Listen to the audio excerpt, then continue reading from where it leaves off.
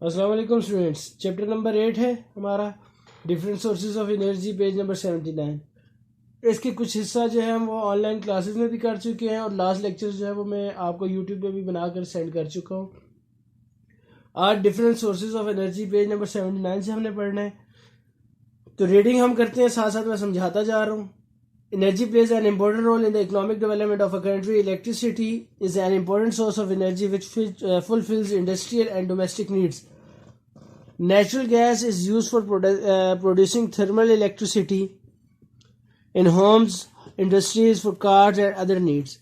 In Pakistan, petroleum is an important source of energy as well. Pakistan fulfills its requirements of energy mostly with the use of petroleum. Coal is also used in industries. The rising prices of petroleum and gas have led to the increased importance of coal. We are forced to look for alternate sources of energy, and coal is one of them. Electricity, gas, petroleum, and coal are the important sources of energy in Pakistan. Their details are as follow. तो different sources of energy जो है वो हम इस lecture में discuss करेंगे, जिसमें जो है वो इलेक्ट्रिसिटी है, गैस है, नेचुरल गैस है, कोल है जो हम पाकिस्तान में यूज़ कर रहे हैं ये सारी चीज़ें। इसके अलावा पेट्रोलियम है। अब पेट्रोलियम महंगा हो रहा है, नेचुरल गैस महंगी हो रही है, तो अल्टरनेट के तौर पे हमने यूज़ करना शुरू किए हैं कोल को। तो ये सारी चीज़ें जो है वो हम इस चैप्टर में इस हेडिंग में जो है वो देखेंगे। तो आगे बढ़ते हैं, पेज नंबर 80 पे आ जाएं। पेज नंबर 80 आपका जो है वो उस पर इलेक्ट्रिसिटी की जो हेडिंग आपको नज़र आ रही होगी। Electricity is obtained by the following methods in the Pakistan. Hydro electric power in Pakistan, in our country, suitable areas of producing hydroelectric powers are located in the northern and northwestern mountain ranges. Natural conditions are present there for the generation of electricity. In the plains, it is possible to produce hydroelectric power through increasing the force of flowing water in the rivers and canals. The large projects of producing hydroelectric power are given below. Tarbela Dam, located on River Indus, in the biggest project for the production of hydroelectric power. Ghazi Bhota project is the second biggest project. ठीक है, मैं एक कैमरे को थोड़ा सा adjust कर लूँ ताकि आप लोगों को ज़्यादा बेहतर नज़र आ सके। हाँ, अब यहाँ मेरे ख्याल से ज़्यादा बेहतर है। तो हाइड्रो इलेक्ट्रिक क्या होता है जी? हाइड्रो इलेक्ट्रिक होता है, हाइड्रो इलेक्ट्रिक बिजली जो है वो पानी से प्रोड्यूस होना। ठीक है, तो आपके जो नॉर्दर्न एरियाज है पाकिस्तान के वो इस हवाले से बहुत ज़्यादा जो यूजफुल है, क्योंकि पानी जो है पहाड़ों से तेज़ी से नीचे आता है, तो उससे टर्बाइंस इजीली मूव हो सकते हैं और बिजली प्रोड्यूस होती है। तो नॉर्दर्न एरियाज में भी हम जो है वो इससे बिजली पैदा कर रहे हैं। और इवन के जो हमारा प्लेन एरियाज है, अपर इंडस प्लेन वगैरह, तो यहाँ पानी के फ्लो को तेज़ करके ही बिजली प्रोड्यूस की जा सकती है। और जो पाकिस्तान का तरबेला डैम है रिवर इंडिस पे जो बना हुआ है, वो जो है वो हाइड्रो इलेक्ट्रिसिटी प्रोड्यूस करने में सबसे आगे है। सबसे बड़ा जो प्रोजेक्ट आपका जो है वो जो पावर प्लांट है हाइड्रो का, वो तरबेला डैम पर है। Mangla dam on located on the river Jhelum is the third biggest source of hydroelectric power in Pakistan. Varsak Dam has been built on river Kabul. Besides the electricity power, beside these, hydroelectric power is produced in Chashma hydroelectric power station, Malakand, Dargai hydroelectric plant and Rasool hydroelectric station. अच्छा जी, ये मुख्तलिफ जो है इन्होंने hydro electric powers के जो बारे में बताया है कि कुछ जो है वो मंगला डैम पे बने। मंगला डैम पे जो बना हुआ है वो थर्ड लार्जेस्ट आपका जो है वो हाइड्रो इलेक्ट्रिक पावर है। सेकंड बिगेस्ट प्रोजेक्ट जो है वो आपका गाजी ब्रोटा प्रोजेक्ट है। ठीक है, जो आपकी बिजली प्रोड्यूस कर रहा है।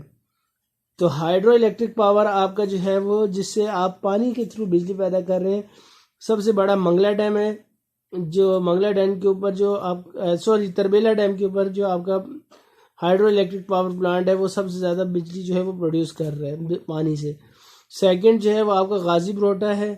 थर्ड आपका मंगला डैम। इसके अलावा वर्सक डैम के ऊपर भी हाइड्रो इलेक्ट्रिक पावर प्लांट लगा हुआ है। चश्मा हाइड्रो इलेक्ट्रिक पावर प्लांट भी है मलाकंड में। ये मुख्तलिफ प्लांट जो है वो यूज़ हो रहे हैं जो आपके पानी से, वाटर से जो है वो बिजली प्रोड्यूस कर रहे हैं. Thermal electric power in Pakistan. Thermal electric power station produce electricity with the help of gas, oil and coal. Important thermal power, electric power producing units are located in Karachi, Lahore, Multan, Faisalabad, Guddu, Jamshoro, Muzaffargarh, Sakkar, Ladkana, Kotri, Pasni and Kot Addu. To meet the energy requirements in the future, many plans have been made and measures are being taken to implement some of these plans. अच्छा, thermal electricity कौन सी होती है? जो oil, gas या कोल से जो है produce की जाए. तो इसके लिए जो आपके मेन सिटीज़ हैं वो कराची, लाहौर, मुल्तान, फैसलाबाद, गुड्डू, जामशोरो, मुजफ्फरगढ़, सखर और लाड़काना, पसनी, कोट अद्दू, ये सारे हैं. ठीक है, और इससे जो है वो हम इलेक्ट्रिसिटी प्रोड्यूस कर रहे हैं. और हमारा प्लान में ये है कि हम, और पाकिस्तान जो है ज़्यादा बिजली जो है वो इन्हीं थर्मल इलेक्ट्रिक पावर से ही हम प्रोड्यूस कर रहे हैं, जो महंगा बनता है, लेकिन उसके बावजूद हम इसी से हम इंपोर्ट भी कर रहे हैं. ऑयल, पेट्रोल इसी वजह से करते हैं ताकि अपनी इलेक्ट्रिसिटी को पूरा कर सकें. 2013 और 14 के जो फैक्ट्स एंड फिगर्स हैं उनके अकॉर्डिंग पेट्रोलियम से हमने 35% इलेक्ट्रिसिटी प्रोड्यूस की, गैस से हमने 29% की है, कोल से 0.1% जो सबसे चीपेस्ट है उसको हमने कम की है, हाइड्रो एंड न्यूक्लियर पावर 35.9% है.